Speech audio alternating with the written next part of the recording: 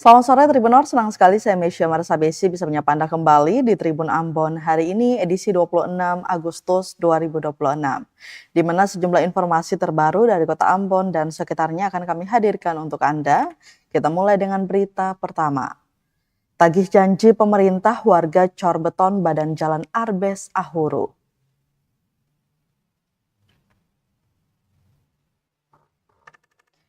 Jalan Arbes Ahuru di RT 12 RW 17 Negeri Batu Merah, Kecamatan Sirimau, Kota Ambon, diblokade warga. Aksi ini sebagai bentuk protes jalan rusak yang hingga kini belum diperbaiki. Pantauan tribunambon.com Rabu 26 Agustus 2026, masa memblokir jalan dengan cor beton. Maksud kami dengan beton cor, menggunakan campuran pasir, batu, dan semen yang ditumpuk mencapai ketinggian sekitar 70 cm atau setinggi lutut orang dewasa.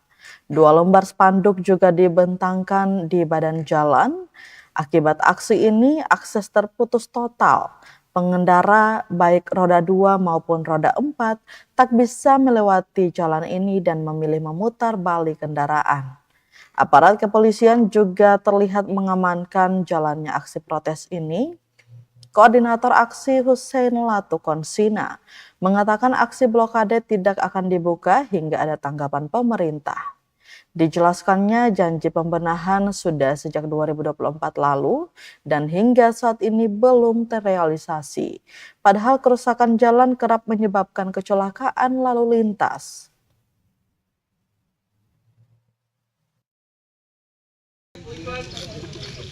Promosi kami itu nih.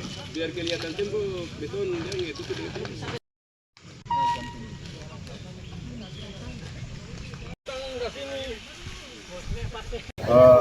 Aksi hari ini yang dilakukan dari ketong keluarga besar Arbes,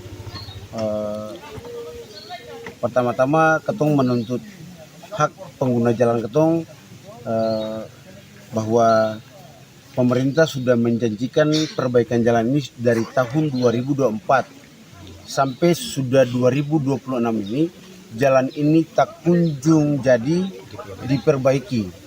Untuk itu kita minta perhatian penuh dari pemerintah setempat untuk segera melakukan pembenahan terhadap jalan ini. Karena ini berakibat fatal pada pengguna jalan yang lain. Bahkan warga-warga di sini sudah sering kecelakaan.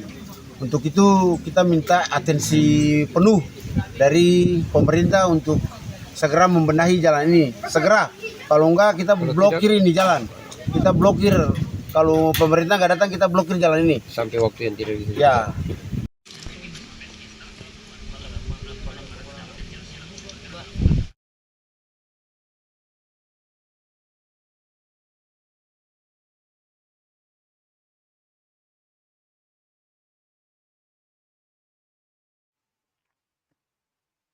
Selanjutnya, Tribuners, pemberitahuan kenaikan retribusi Pasar Mardika diumumkan, pedagang ngaku pusing. Keluhan kembali terucapkan dari mulut pedagang di Pasar Mardika. Kali ini bukan soal gedung, namun kenaikan tarif retribusi yang dinilai tidak sebanding dengan pendapatan pedagang. Keluhan ini tercuat setelah adanya pemberitahuan yang diputar di dalam gedung oleh Satgas Pasar Mardika. Penagihan retribusi dimulai nanti pada 1 September 2026 di lantai 1 gedung pasar. Terinci los daging ayam dan sapi menjadi Rp25.000 per hari, sedangkan los sayur dan perbumbuan lainnya Rp15.000 per hari. Kenaikan ini menjadi keluhan pedagang karena tidak mencukupi omset penjualan. Selain itu, masih banyak pedagang yang berjualan di badan jalan dan depan gedung pasar. Hal ini disampaikan salah seorang pedagang Ira 32 tahun. Ia mengeluhkan kenaikan retribusi yang tidak sesuai dengan pendapatan pedagang saat ini. Ia mengungkapkan sejak penertiban pada akhir bulan Mei lalu hingga saat ini sebagian pedagang bersepakat tidak membayar pajak. Kembali lagi karena pendapatan yang tidak mencukupi omset penjualan. Sementara terkait penundaan pembayaran, ia menegaskan semua pedagang akan membayar retribusi jika semua ditertibkan. Ira berharap pemerintah mempertimbangkan berbagai aspek terutama pada pedagang di pasar.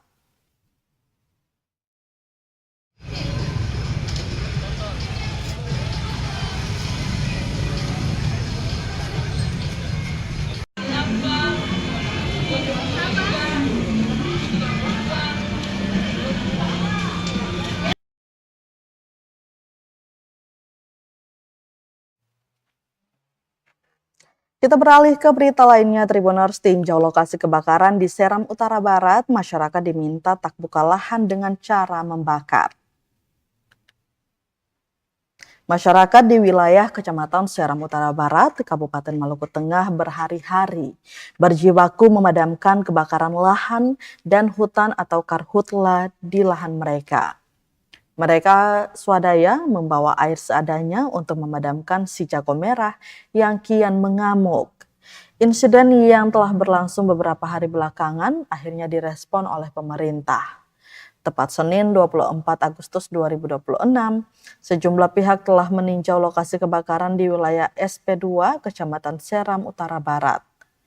Diketahui turut meninjau lokasi kebakaran anggota DPRD Maluku Tengah Ardiansyah Makatita bersama Kepala Badan Kesatuan Bangsa dan Politik atau Kesbangpol Maluku Tengah Johannes Noya, Camat Seram Utara Barat Yusuf Maka, Kapolsek Seram Utara Barat, para raja negeri, kepala dusun, serta masyarakat turun langsung. Melihat kondisi kebakaran lahan yang makin meluas, pemerintah meminta masyarakat agar tidak membakar lahan, dapat membuka lahan perkebunan. Demikian disampaikan Kepala Kesbangpol Maluku Tengah Johannes Noya. Ia juga mengimbau masyarakat agar bersama-sama menjaga kawasan hutan dan perkebunan dari ancaman kebakaran. Ia meminta masyarakat tidak membuka hutan dengan cara membakar maupun membuang puntung rokok sembarangan yang berpotensi memicu api. Noya menyebut kebakaran di Seram Utara Barat telah terjadi di sejumlah titik mulai dari kawasan Warasiwa hingga Horale, Wailulu, dan Saleman. Ia kembali mengingatkan masyarakat agar tidak menciptakan sumber api yang dapat memicu kebakaran lebih besar, terutama di tengah kondisi kemarau. Kondisi karhutla yang menyebar di sejumlah wilayah Seram Utara Barat tersebut kini menjadi perhatian pemerintah daerah, aparat keamanan, pemerintah kecamatan, pemerintah negeri, serta masyarakat untuk mencegah meluasnya titik api dan melindungi lahan perkebunan warga. Sebelumnya, kebakaran lahan dan hutan atau karhutla terus melanda wilayah Kecamatan Seram Utara Barat, Kabupaten Maluku Tengah beberapa waktu belakangan. Tercatat sedikitnya sekitar 100 hektar lahan milik masyarakat alami kebakaran, di mana meliputi lahan cengkeh, coklat, juga kelapa milik masyarakat. Demikian disampaikan Camat Seram Utara Barat Yusuf Maka saat meninjau sejumlah lokasi kebakaran di kawasan SP2 Senin 24 Agustus 2026. Yusuf menjelaskan sebagian besar kawasan yang terbakar saat ini merupakan lahan petuanan atau kawasan hutan, namun api juga telah menyasar lahan milik masyarakat. Ia mengatakan pihaknya bersama masyarakat telah melihat sejumlah titik kebakaran, namun tidak seluruh lokasi dapat dijangkau karena sebagian titik api berada cukup jauh dan sulit diakses dengan tenaga manusia. Bambu habis.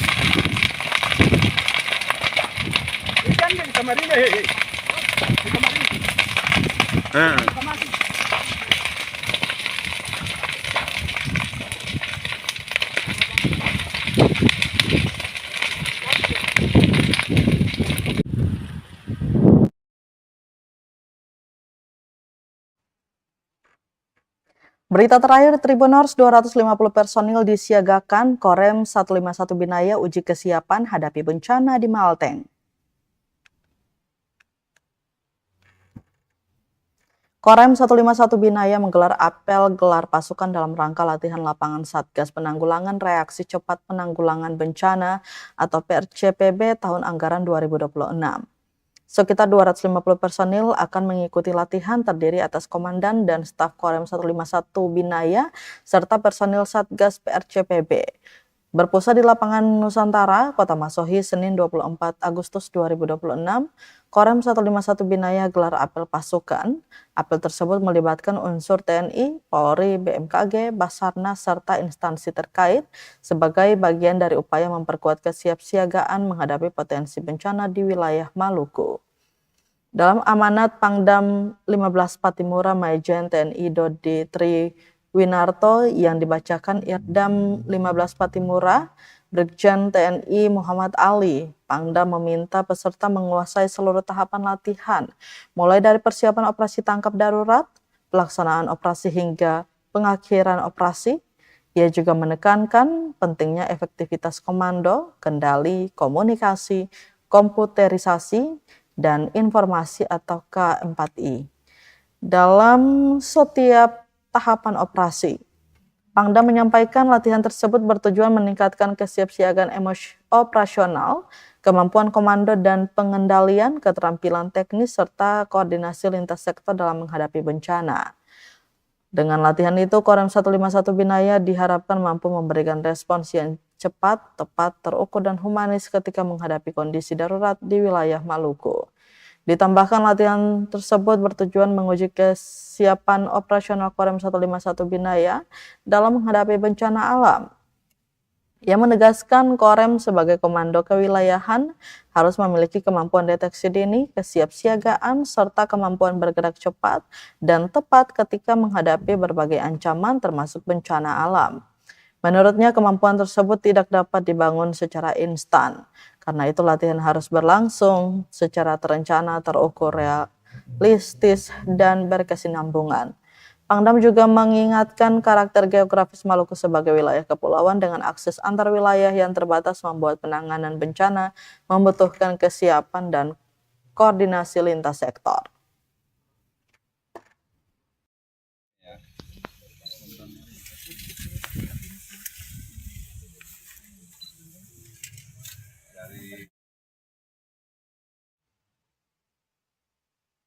Tribuners, berita tadi sekaligus menutup rangkaian kebersamaan kita di Tribun Ambon hari ini, edisi 26 Agustus 2026.